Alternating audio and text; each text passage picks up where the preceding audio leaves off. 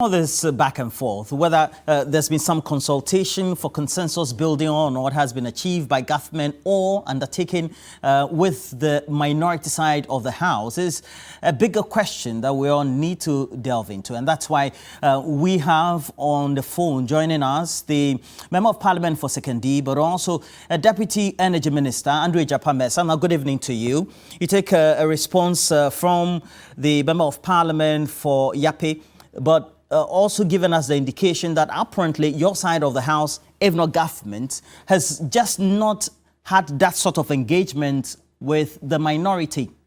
Why has that been happening? Well, good evening to your cherished viewers.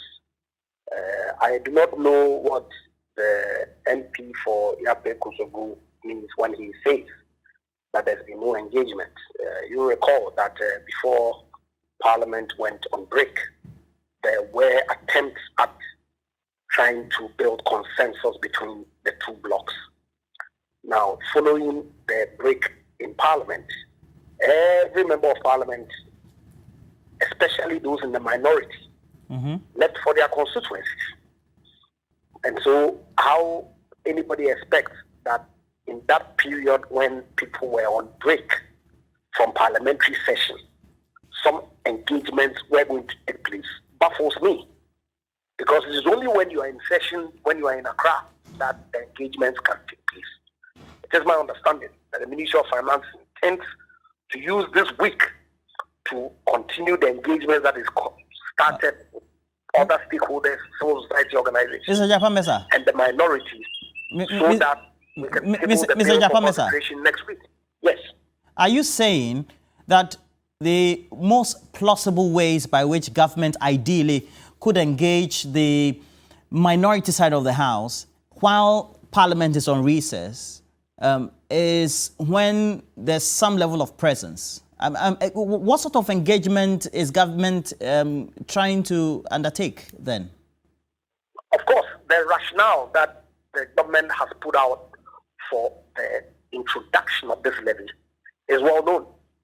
Indeed, you recall also that before we went on break, the minority leader announced to the people of this country that they, the minority, were prepared to reconsider their position initially entirely against the E Levy for a consideration of 1%.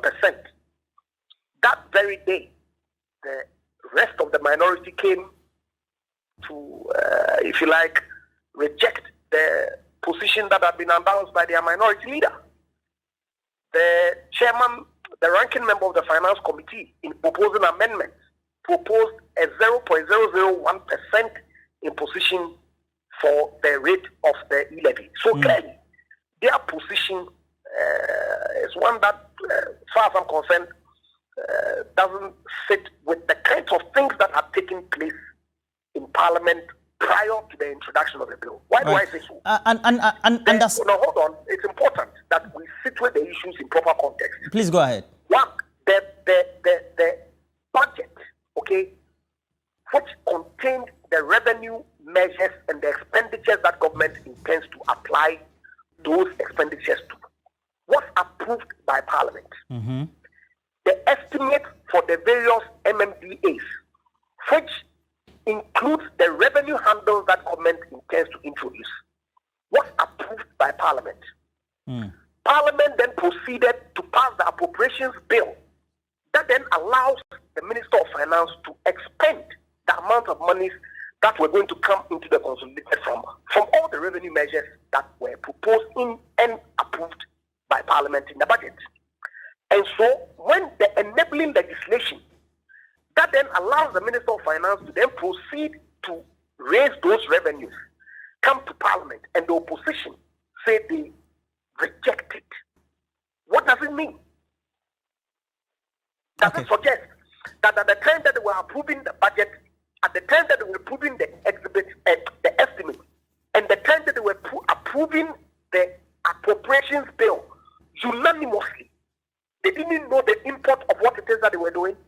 Yeah, but you need the ally. So yes, but is that Mr. Mercer? Yes. Mr. Mercer, but you need the ally as well. And is that not why all connoisseurs, all observers of parliamentary practice in Ghana in the Fourth Republic have suggested that looking at the structure of the current parliament, you needed to do some level of consultation with the minority, get their cooperation on the sidelines, however you're going to do it, to make sure you get this passed. Unless, of course, you are suggesting to me that by reason of the numbers in parliament, there has to be a union government. That's not my suggestion in any way. No, of course. But it's for the very reason why you've not been able to get this through. Well, the only reason that we've not been able to get this through is as a result of the attitude of our friends on the other side. Okay. Let me ask you this question. Let me ask you this question before you go, Mr. Mercer. No, we don't have much time. Let me ask you this question before you go. Looking at the position of the minority and your position as the majority, you think that you're going to have it easy to have this go through? Well, I hope that they mean when they say that they are prepared to engage.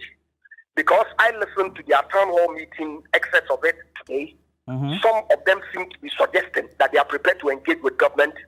Others are suggesting that they will reject the E Levy. So really, there's an opposition that is speaking at cross purposes. So if they have an honest position, which is to engage with government, that is exactly what government has indicated it intends to do.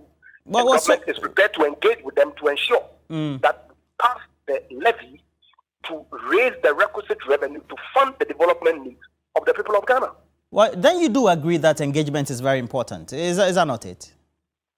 Absolutely. And okay, great. Precisely what we intend to do. Well, Andrew Ejapa Mercer is the Member of Parliament for Sekondi. He's also a Deputy Minister for Energy, having this short interaction with us, trying to explain all that we need to know. Parliament is resuming tomorrow, and we're hoping that at least there will be some level of consensus building on the subject. And Portia, we do have more stories.